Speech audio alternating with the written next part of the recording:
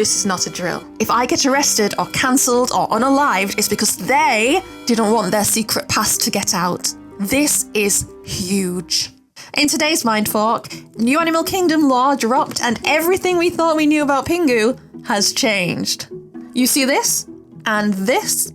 And this adorable cutie patootie? What would you call them? Answer in 3, 2, 1. Penguins! Or penglings if you're Benedict Cumberbatch. Ah, he's so dreamy. Sorry. If you said either of those answers, I love you, but you're wrong. Well, technically you're right. But for the sake of this video, you're very, very wrong. You may have fallen victim to some conspiracy-level penguin propaganda there, my friend. They are actually avian imposters. The original penguins went extinct a long time ago, and no one realised that these modern-day infiltrators had taken over, all but erasing our appreciation for the originals from history. Kind of like if Happy Feet and us had a cinematic love child. And I can hear you screaming at me, Marla, that seems a bit far-fetched. Penguin propaganda? Why would they do such a thing? No bird in their right mind would ever try to manipulate the history books to suit their own agenda. Yeah, I guess you're right. In this case, anyway. Plot twist? It's all one big scientific misunderstanding. At least, that's what they want you to think. So let's take a deeper look at what's going on here.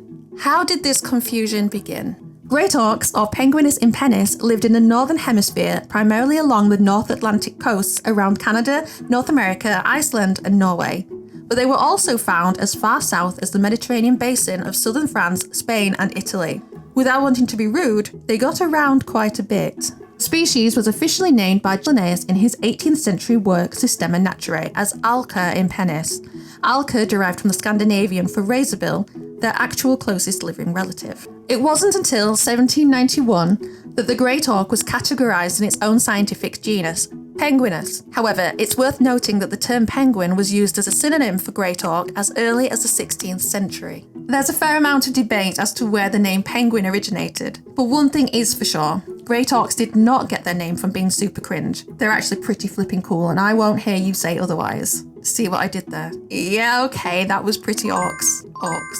I'll see myself out. But as you can see from the timeline, the great auks laid claim to the title of penguin first. You see, for a long time, scientists believed that the great auk and modern-day penguins were closely related. It's an easy conclusion to jump to. Who wouldn't see black and white sea-dwelling flightless birds and think they're from the same family? And don't say you wouldn't, because I know you would. Especially you, Steve. I see you. Anyway, because of their uncanny similarities, not just in appearance, but in their behaviour and their diet and their questionable life choices, scientists put what we now know as penguins in the same category. However, a recent study from Cambridge University, linked in the description below and aptly titled The Awkward Truth, I love a good pun, has shown that the bone structure in modern penguin wings is substantially different to that of the great auks, suggesting they're as closely related as you are to that one cousin who no one really remembers the name of but has an uncanny ability to show up at funerals just to linger around the buffet and make everyone feel uncomfortable. So not really that closely related at all. It's kind of like comparing bats to flying squirrels. Conceptually similar, mammals that fly, but executionally completely different. One has wings, one has skin flaps. As I mentioned earlier, great auks are actually more closely related to razorbills than they are to what we know as penguins today. And the penguins we see today are more closely related to chocolate biscuits and shit jokes. If you know, you know. Sadly, the great auks are another prime example of why humans can't have nice things. Because we break them, nature takes them away. Well, kind of. We killed them. Auks.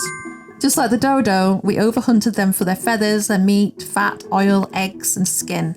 The last confirmed pair of great auks were killed by fishermen on Eldey Island, Iceland, on July 3rd, 1844. Well done, 19th century man. Well done. Round of applause for human idiocy. Woo! But while the dodo gets all the glory, the great auks get stealthily replaced by their cousin's nephew's sister-in-law's great-uncle twice removed. Because they look so similar, no one really noticed. Crafty buggers.